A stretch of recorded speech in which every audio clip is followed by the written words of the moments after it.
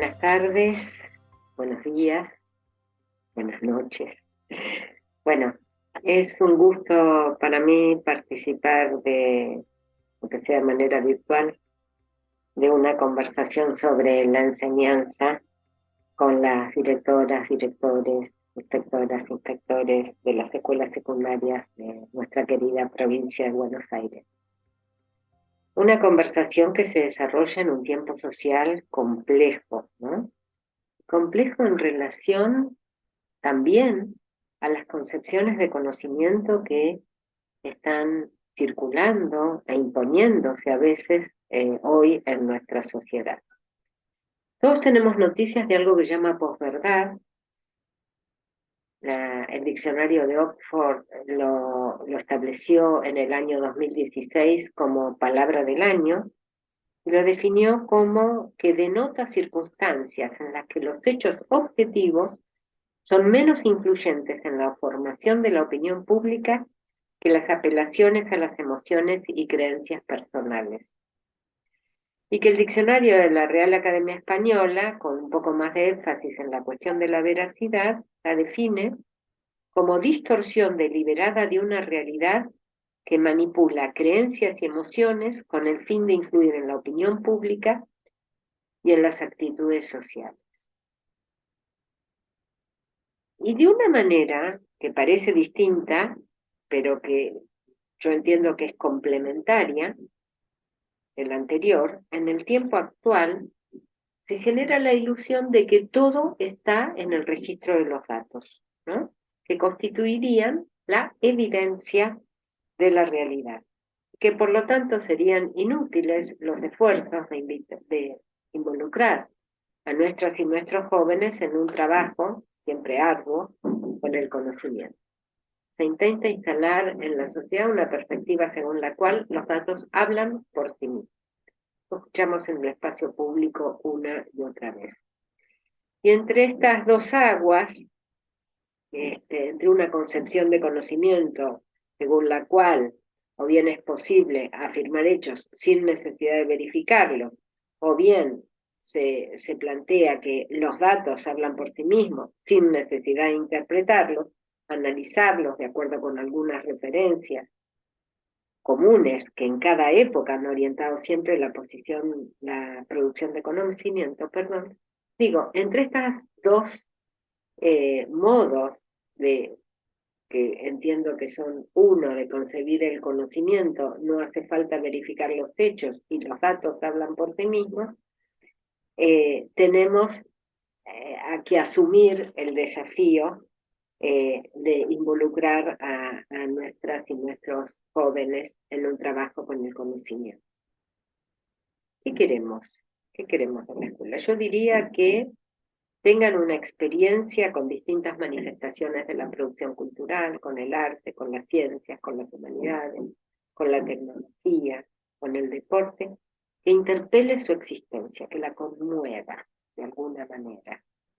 ¿Y por qué la conmovería? Y porque a través de esas experiencias puede conocer y comprender algo del mundo que en principio no podría ni entender ni conocer por fuera de su participación en esos espacios colectivos que reúnen a profesoras, profesores y estudiantes, que son las aulas de las escuelas.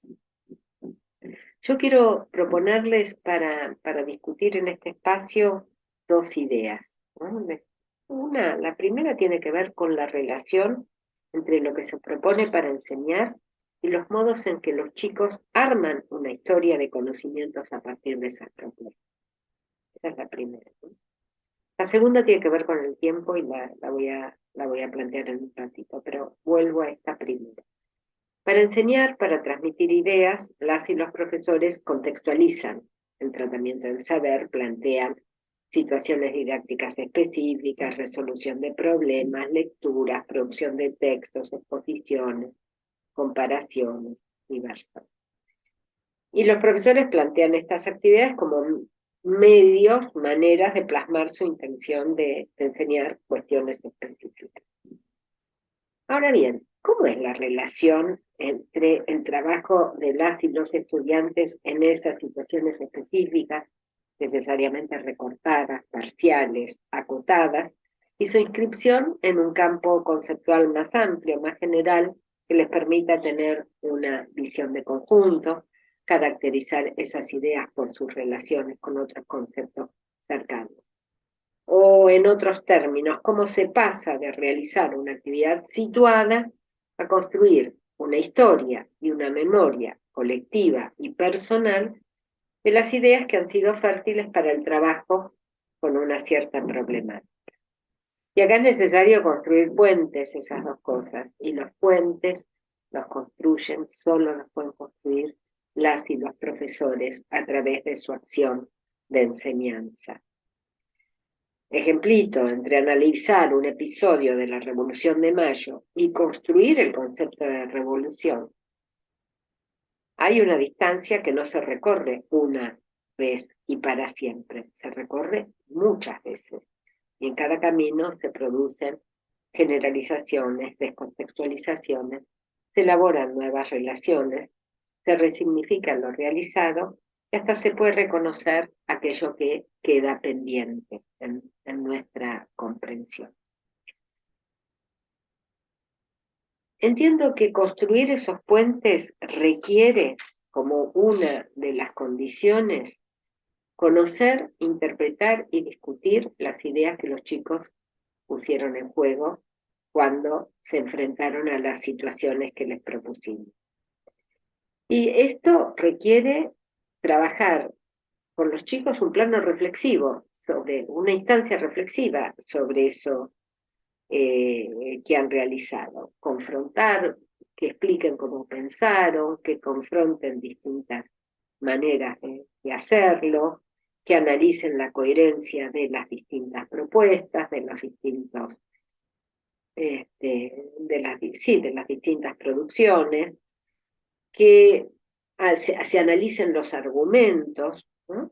Requiere también prestar atención a qué preguntas hacen, qué preguntas se hacen y no se hacen, un poco entendiendo que una pregunta también comporta una elaboración por parte del estudiante y que a partir de esa pregunta se puede generar una interacción productiva. ¿Cómo es que llegaste a pensar esto? Esto puede inaugurar un diálogo, ¿no? Mucho más allá de si está bien o está mal. Si los profesores organizan estas conversaciones con dos grandes referencias, ¿no? O sea, por un lado lo que quieren enseñar, las problemáticas que quieren instalar, las ideas que quieren transmitir, proyectando su progreso, pero también, como decíamos recién, considerando que el análisis de lo que las y los estudiantes pusieron en juego interviene de manera central en la producción de ese.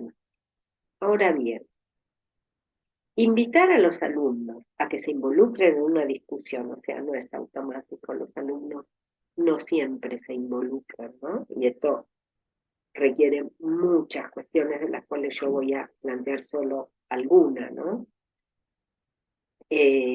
Decía que invitar a los alumnos a que se involucren en las discusiones, que acepten involucrarse, se apoya en una base de confianza, ¿no? Una confianza entre docente y estudiantes. Los chicos, las chicas necesitan saber que sus expresiones no serán sometidas a un juicio evaluativo, sino que serán objeto de un análisis compartido, ¿no? Y acá quiero detenerme un poco en esta posible escena, ¿no? Porque cuando el docente invita a los chicos a expresar lo que estuvieron pensando para analizarlo en conjunto, los está reconociendo en sus ideas, los está reconociendo en lo que quisieron mostrar, les está reconociendo que eso que pensaron es constitutivo de las ideas que se están trabajando, ¿no? Y este reconocimiento aparece entonces como una condición para el conocimiento. Acá aparece la cuestión de la implicación afectiva que hablaba recién, ¿no? Esta es una idea, tomamos esta idea de un autor, Conner, ¿no? Que habla mucho del reconocimiento, Y acá, digamos, el valor afectivo que tiene el reconocimiento como condición para la producción de conocimientos, para el intercambio, para el desarrollo de las interacciones. Obviamente, este reconocimiento requiere que el profesor haya tenido un espacio de interpretación de esas ideas de lo que los chicos pusieron en juego y que tenga la oportunidad de pensar cómo las relanza, ¿no? Y acá me gusta plantear que hay que preparar la escucha. Nosotros estamos acostumbrados a pensar que el profesor tiene que preparar su clase, tiene que preparar lo que va a explicar, tiene que preparar lo que los chicos van a hacer, pero es más extraño decir que hay que preparar la escucha. Sin embargo, digamos, interpretar las ideas de los chicos no siempre es obvio. O sea, la experiencia del profesor puede anticipar muchas de esas ideas, pero hay otras que son extrañas, que son desconcertantes, y para retomarlas y ver cómo las inscribe en una discusión, necesita movilizar su propio aparato conceptual, ¿no? O sea, necesita hacer una cierta anticipación del desarrollo de una discusión.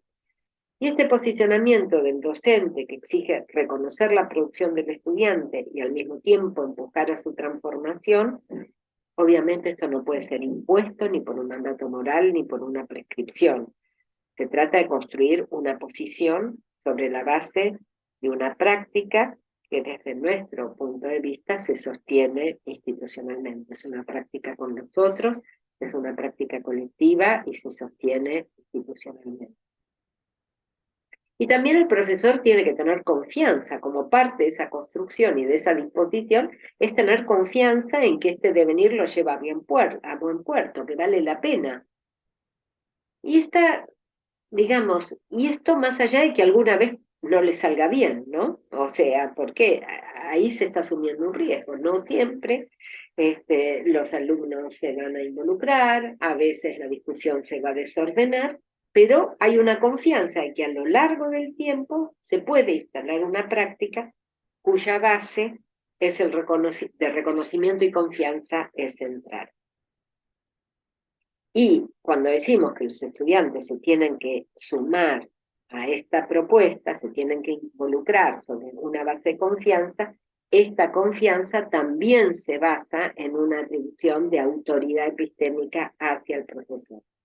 O sea, por un lado, también ellos necesitan entender que vale la pena involucrarse porque el profesor les brindará elementos que los ayudarán a enfrentar los desafíos y a comprender.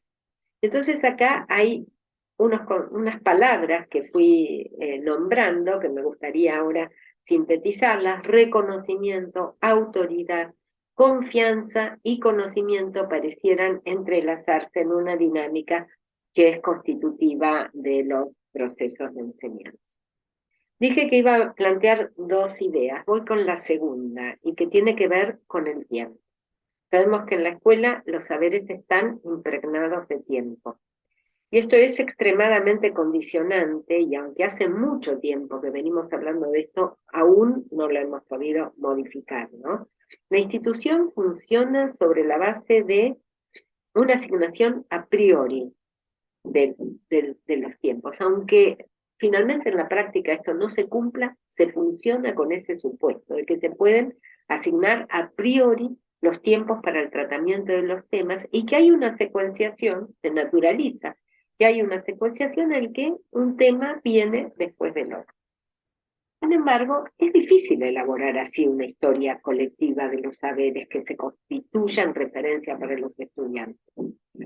La enseñanza, tal cual nosotros la estamos entendiendo, requiere que haya un espacio para revisar lo ya tratado a la luz de las nuevas cuestiones que se tratan después, retomar algo que no se terminó de entender, modificar incluso una idea que se tenía a partir de un nuevo trabajo con los saberes, que contribuye a resignificar, ¿no? Y también dejar algo en suspenso, porque no se puede terminar de entender. Bueno, lo dejamos pendiente, ya lo vamos a retomar cuando volvamos a abordar estas cuestiones a partir de otra situación, avanzar con lagunas, con asuntos pendientes, que se irán comprendiendo, plantearlo explícitamente como parte del proyecto de trabajo con los saberes.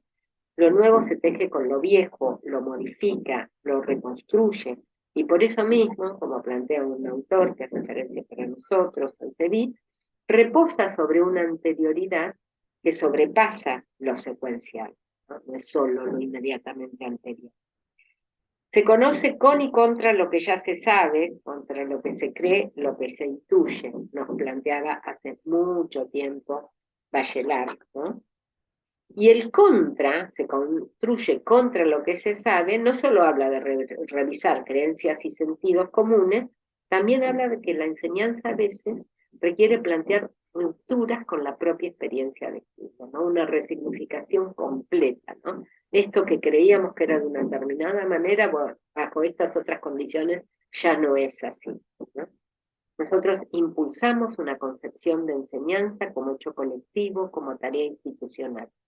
Es en ese colectivo, desde nuestro punto de vista, en el que se pueden explorar alternativas para otra concepción de conocimiento y por lo tanto de tiempo, en el que se pueden ampliar los márgenes a los que nos somete el dispositivo escolar, en el que se pueden elaborar o reelaborar los propósitos de la enseñanza, trascendiendo la perspectiva de un docente o de un año escolar, ¿no? Es decir, trascendiendo pero abarcando estas perspectivas.